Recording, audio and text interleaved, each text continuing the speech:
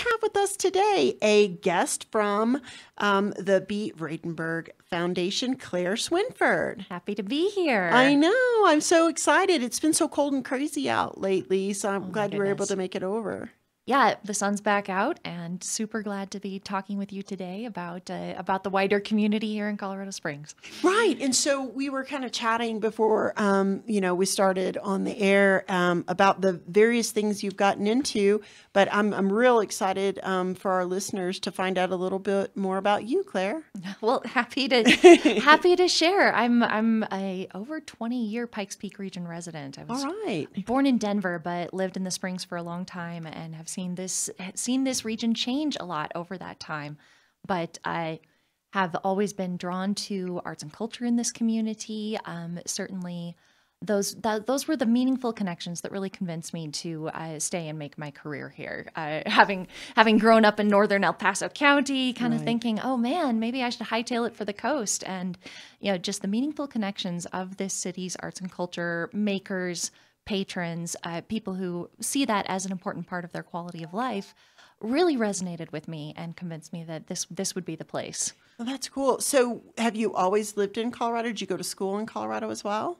I actually studied out of state. I like I said, hightailed it for the coast. I made it as far as Spokane, Washington. Nice. And studied at Whitworth University and got dual degrees in journalism and in French literature. I'll let you guess which one I ended up using after I graduated. I'm sure we use them all. Like, I've actually had occasion to use algebra once or twice. It's funny how it comes back and finds its way into whatever you happen to be doing. It's true. It's true. It's kind of funny. So, I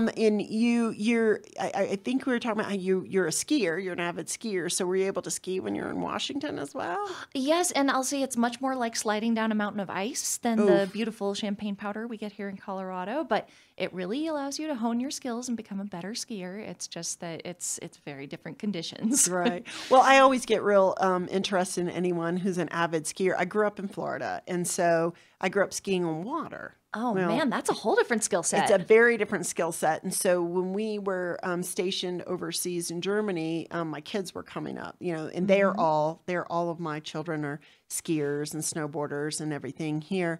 But, we went and I tried to learn to ski, on this little bunny hill they used to call it the backyard at Garmisch. And I figured out I can ski, I just can't stop, which is a bad plan, whether you're on powdery white, snow, or ice. Or the ice. You need to have that stopping power.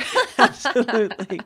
Well, getting back to how much Colorado Springs has changed, we were talking a little bit earlier about, since we moved here, I guess it's 8 years ago or so, I've really seen a push or I don't know, or just more of the arts, visual arts and art initiatives in Colorado Springs. And I know you're real tied into that community. So what's been going on? What is happening? In a good way. It's one of my favorite things to talk about because it's kind of a hidden narrative of the Pikes Peak region that we have always been an arts place. Really? Even going back to the city's founder, General Palmer, one of the institutions that he was most interested in fostering here was a strong art scene. Palmer's known for building railroads and hospitals, and you saw later generations of those city builders creating hotels and attractions and all the other things that would sort of bolster the life and the economy of this region.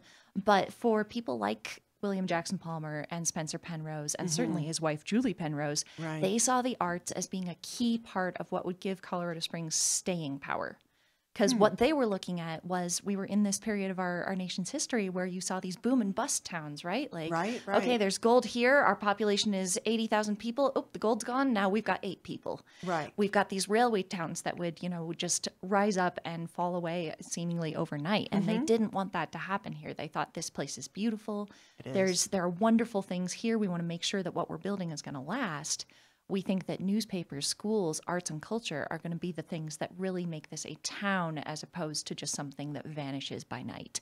And so that's where you see the people who were most concerned with making Colorado Springs a lasting place for beauty and for families and for the economy to flourish, saw the arts as a key part of that. That's where you see Spencer Penrose's wife, Julie, getting together with her gal pals and starting a little thing called the Colorado Springs Fine Arts Center. Right.